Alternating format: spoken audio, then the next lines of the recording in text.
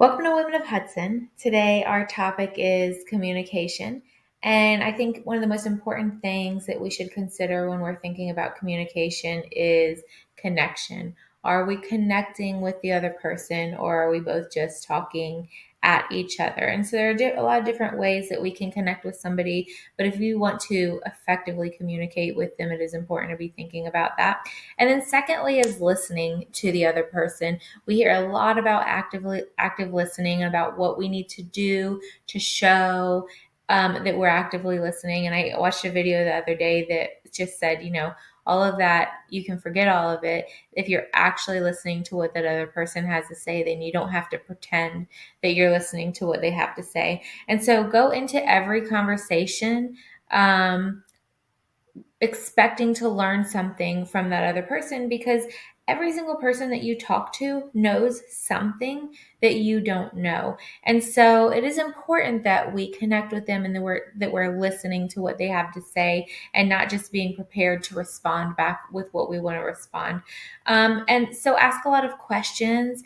Try to find out what it is that's interesting about that person. And then thirdly, it is really important that we consider how we're communicating with a person.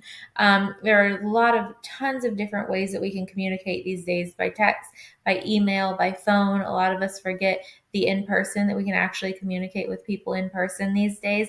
But we should really consider, like, what is my ultimate goal out of this communication? Like, what do I want to receive out of it? And then consider, okay, so how do I want to reach out? Is a text effective, right? Am I having a meeting about something that could have been done by email?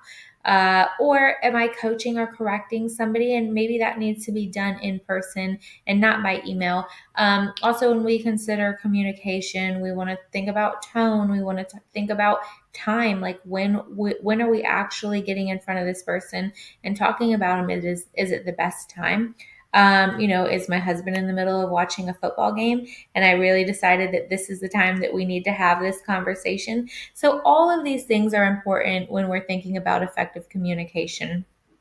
So Sherry and Maria have put together some discussion questions, and they're going to talk about those next. The question will come up on the screen. Go ahead and pause, discuss the question among yourselves, and then play it to hear what Sherry and Maria have to say about it. Hello, and thank you for joining us for this month's topic on communication.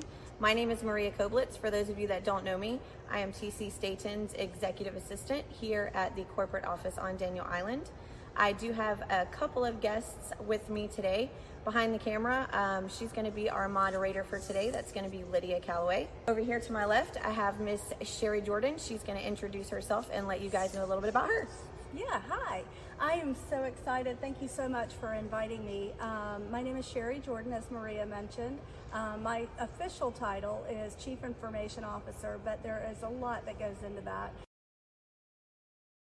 How would you describe good and effective communication? You want to make sure whatever you're communicating is really in the right way, at the right level, with a clear message, and really that the person you're communicating with understands it at the right level, right? Because they're coming in with their own thoughts and ideas about whatever it is that you're communicating, and so you want to make sure that the message is relevant to them, right?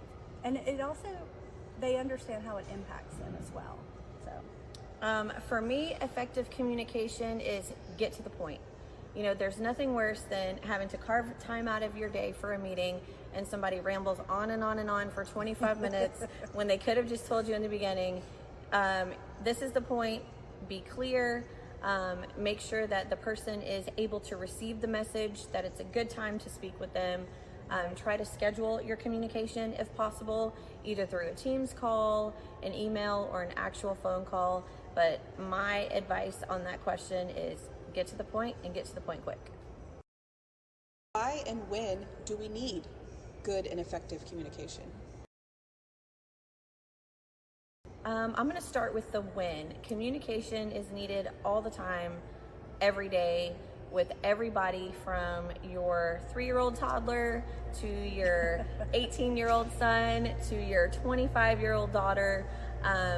It's needed with your spouse, it's needed with your coworkers, your neighbors.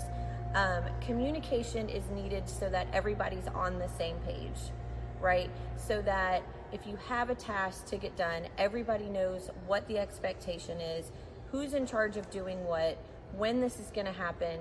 And with effective communication, I think that everybody can reach the common goal and reach it much faster. Right. And to piggyback on that, really, any communication is either to inform them or to have them take some action, right? And so I think getting very clear on that in the very beginning, whether you want them to take an action or, hey, I need to educate you on X, Y, and Z because I need you to understand it, etc. Most of the time when I'm talking to my daughter and she starts telling me something, do you want me to help you solve the problem or do you want me to just listen? Or are you the problem? Like, so, right, but being very intentional about the purpose of whatever it is you're communicating, whether it's in a meeting, in a message, a chat, a text, whatever. What are the greatest challenges to good communication? Okay, well, one of the obvious one that comes to mind is just a barrier in communication. I mean, in language, right?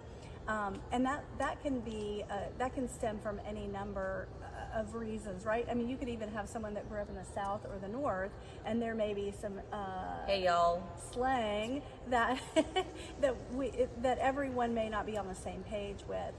But other things that would affect good communication really is their ability to listen to the message, right? The way you're communicating, you mentioned it, the timing of the communication. Did you catch them first thing in the morning when everything is going right, when everything is going crazy?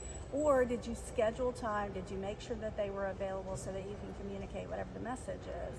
And so I think there are a lot of barriers, but those are the ones that come to mind. I think diversity, cultural, religious beliefs, background, like Sherry said, language barriers, the difference just in being female and male. I think all of those are kind of barriers with communication. I may have a different perspective than someone that grew up different than me. Obviously, women have different perspectives than men and vice versa. So I think those are communication barriers. However, I don't think that they're permanent. I think that you need to learn the person that you're communicating with and what they take away from the conversations, what effective communication looks for them, and then make your communication match that. For example, there's people in the office that would prefer a text over a phone call or an email over a phone call. And then you have me, I just call everybody for everything. How important is listening in communication?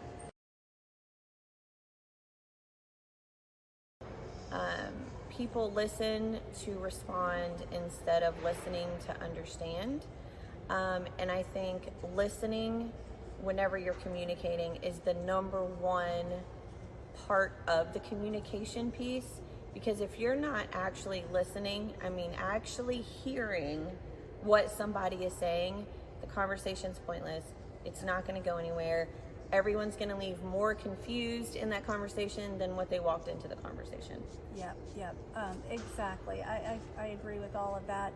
And I think it's a challenge, I think, with everyone. Most times when we're listening, we're thinking about the next thing we want to say. Or our grocery list, or where you have to be at the next meeting. The problems we have to solve once we finish listening.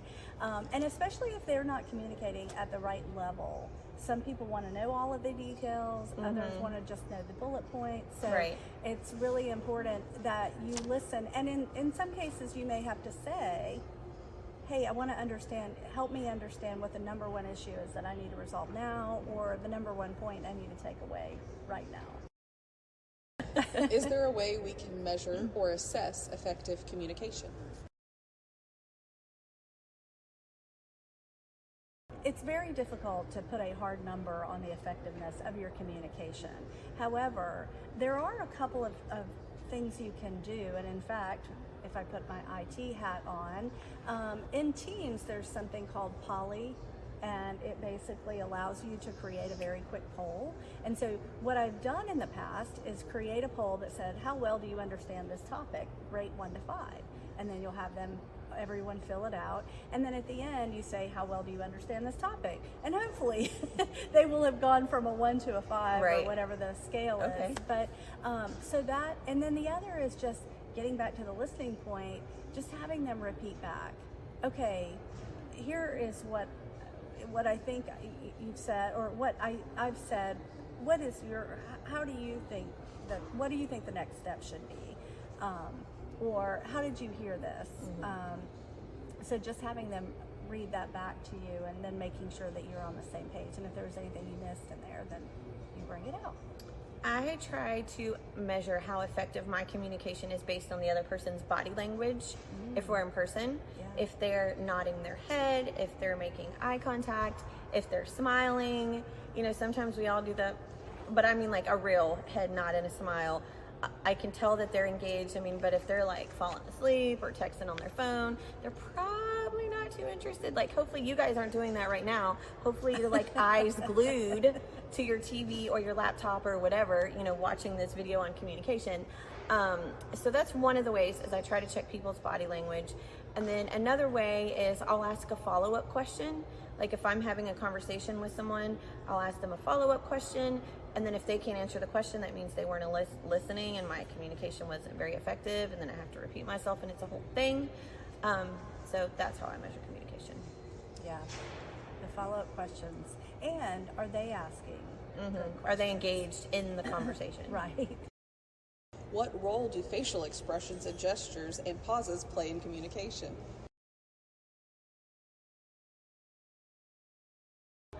A smile is contagious, and I have found that if I'm smiling when I'm talking to somebody, they're more likely to listen to me if they see me smiling, because it just kind of gives them some good juju to see somebody else smiling across from them. I also kind of want to flip it around. If you're the one that's communicating and your facial expressions are horrible, where you just have like a, thank God I didn't get Botox, because I wouldn't be able to go like that. But I'm able to go like that because I didn't have Botox. Anyway, so if your facial expressions are like that, then the person that's receiving it is automatically going to be like, okay, calm down. And I don't think they'll be able to receive the message very well. What do you think, Sherry? Yeah, I think there's also, pauses can definitely be your friend, right? So taking adequate pauses to give them an opportunity to ask questions if you want to get their feedback. That's hard for me. I hear a pause and I'm like, I got to fill the space, right? I know, but really being, and then being reflective. So as you're, whatever it is you're communicating, stopping, thinking about what you just said. Was that what you meant to say? And pauses sometimes feel much greater, much larger than they are. I think that's the case for me. It feels like it's 27 minutes and it's been like 3 seconds. Right. But really, as you become more comfortable with that, I think it helps them absorb what you've just communicated, and it helps you reflect on what it is that you're saying or want to say. If you notice, a lot of pastors in churches do that. They'll give a message and then they'll pause. Right. And bring it back just a second, and then they'll start talking. Okay. Yeah. I learned something. See, I learned something today about communication with Sherry. So from now on, I'm going to pause. And I just thought about what you were saying as you paused. Has the development of the internet and social media caused a change in the way that we communicate? The quality, the quantity, the style? Yes, 100%. I am 41 years old. I have no shame in saying that. And the majority of my friends will only communicate with a text. If you call them, they will not answer their phone. They'll watch it ring, and then they'll respond to you and be like, did you just call me? Well, yeah. Did you just see my phone number on your screen? Like, are we doing this today? Yeah. And I have people that don't even respond to a voicemail or a text message on the phone, but if I message them on Facebook, they're immediately like typing back. Yeah. I think kind of this generation, like my generation anyway, you can call me a millennial, or I'm kind of on the border of whatever. I think that's kind of where it's going. And I know specifically with my older teenager kids and even my adult kids, they're like, what is the phone? Everything is like instant message and an Instagram and they cannot carry on a conversation in person with people because they're so used to being behind a phone. I also think that the internet brings a lot more attitude to communication. Right. Because I promise you this, half of the stuff that somebody will say to you on the internet or behind a phone, they're not going to say to your face, at least not mine anyway, because I'm old school. So that's a whole different dynamic of what's being brought to the table. Yeah. So I think it kind of gives people some gumption, that's what you want to call it. It gives people a little more audacity. Like, audacity's on sale right now, apparently. Yeah. And I think also with the acronyms, sometimes I need a secret decoder ring to help understand what the IRLs and the, I think I got the TTYL down. But What's the best piece of advice you ever received about communication?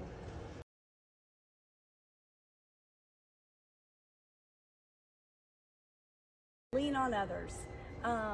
And so what I mean by that is don't be afraid to ask for others' input. So when I put together an email, a lot of times John Moses is the most effective communicator I know, I believe. And so many times I'll put together an email, especially if I'll send it to a broad audience like all of our GMs, etc. And I'll send it across to him and say, hey, can you eyeball this real quick? And he'll usually get back to me in an hour or so, because it's easy for him to run through, and he may come back with a question. Another is really just going to one of your peers and saying, hey, I really would love to go talk to our manager, and here's the proposal that I'm going to make, and here are the points I'm going to make. What do you think? 9 times, I'd say 10 times out of 10, they will think of something. Whoever you're asking will think of something. And it doesn't even have to be a person that has, in some cases, it doesn't even have to be a person that has familiarity with the context of the situation. Right. Sometimes it really is good just to get a very blind view of From a different lens. Right. And so they'll ask a lot of questions that I hadn't even thought of, and I'll go, oh yeah, good point. There was one time that I said applications. I was using the word applications to a GM, and he's like, okay, hold on. Are you talking about a credit application? Are you talking? And so he named off all these other applications, and I'm talking about a system application. So sometimes even little things like that. So I would think leaning on others. Don't be afraid to put your information in front of or your communication in front of others. I think the best piece of advice I got on communication is to shut up. I mean, honestly, shut up and listen. That's the best piece of advice that I got on communication, is to listen. Be present in the moment. Don't be thinking about your grocery list, picking up your kids from daycare. Don't be thinking about being on the Hot Mess Express. Just think about the person that's right there in front of you. Actually listen to what they're saying. Zip it till it's your turn to talk. Don't be thinking about how you're going to respond. Truly, truly listen to what the person is saying, and just shut up. It's okay to shut up sometimes.